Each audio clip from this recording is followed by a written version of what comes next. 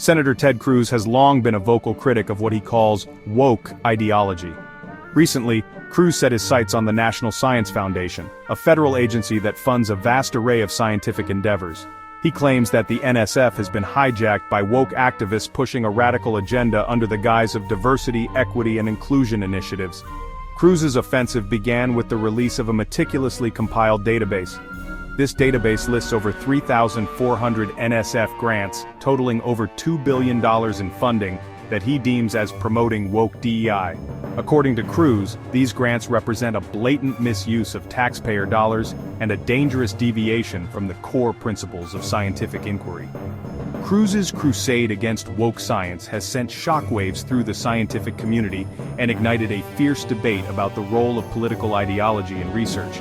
His supporters applaud his efforts to expose and root out what they see as a dangerous trend, while his critics accuse him of waging a politically motivated attack on science itself.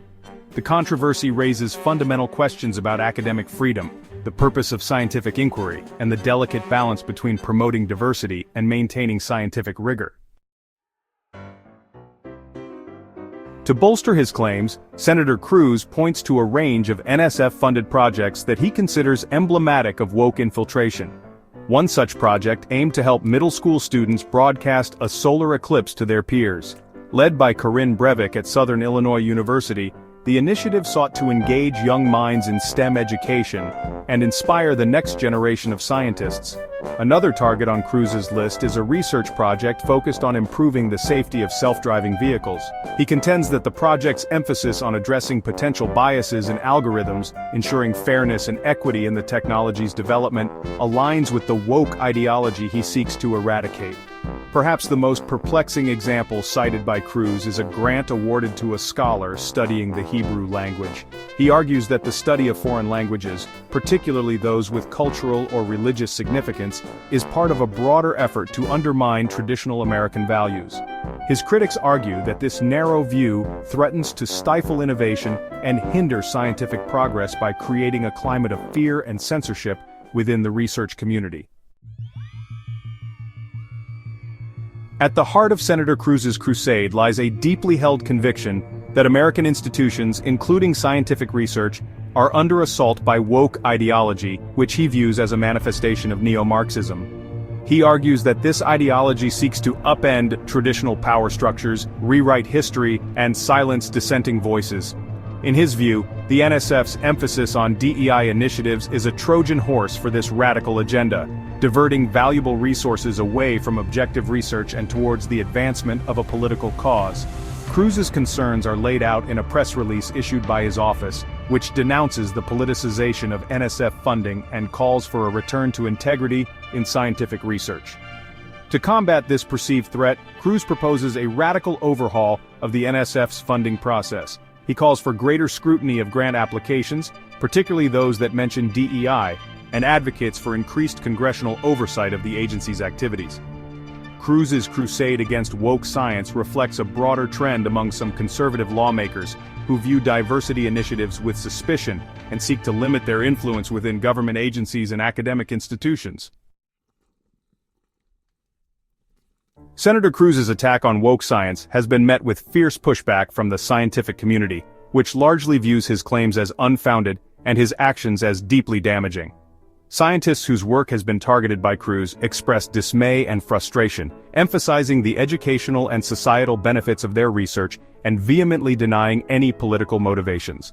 Corinne Breivik, whose solar eclipse project was singled out by Cruz, defends her work as an effort to make science more accessible to all students, regardless of their background.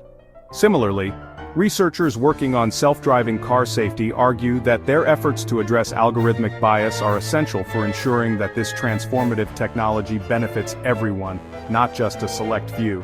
Leading scientific organizations, including the American Association for the Advancement of Science and the National Academy of Sciences, have issued statements condemning Cruz's actions and defending the importance of DEI initiatives in research. These organizations argue that a more diverse and inclusive scientific workforce leads to better science, as it brings a wider range of perspectives, experiences, and ideas to the table. Central to the debate over woke science is the NSF's broader impacts criterion, a long-standing requirement that grant applications demonstrate not only scientific merit, but also potential benefits to society.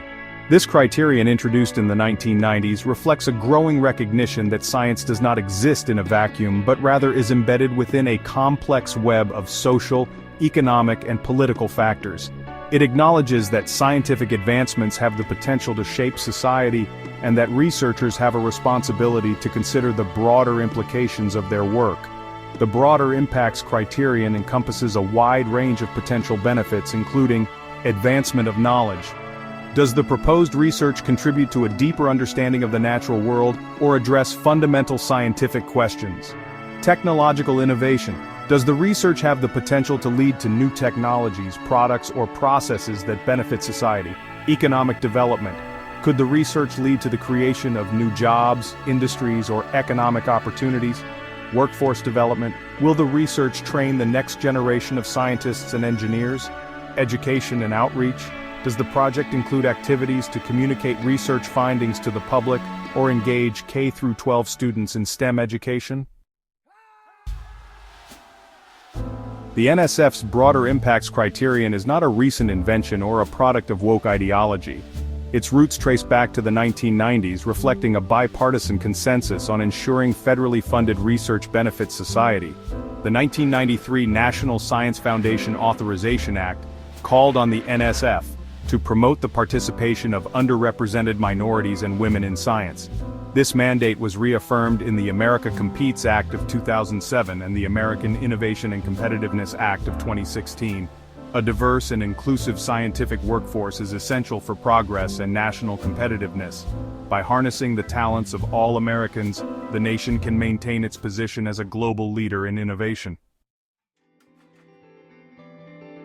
Senator Cruz's crusade against woke science, while ostensibly aimed at eliminating waste and promoting accountability, has raised concerns within the scientific community about potential chilling effects on research and innovation. Scientists worry that the senator's actions, if successful, could create a climate of fear and self-censorship, discouraging researchers from pursuing projects that address important societal issues or engage with diverse communities. One concern is that researchers, fearing that their work could be labeled as woke and their funding jeopardized, may shy away from pursuing research questions related to social justice, equity, or inclusion. This could lead to a narrowing of research priorities, with potentially valuable insights and solutions being overlooked. Another concern is that researchers, particularly those from underrepresented groups, may be reluctant to participate in NSF-funded projects or apply for grants, fearing that they will be subjected to heightened scrutiny or targeted for their identities. This could exacerbate existing underrepresentation in STEM fields, depriving the nation of the talents and perspectives of a significant portion of its population.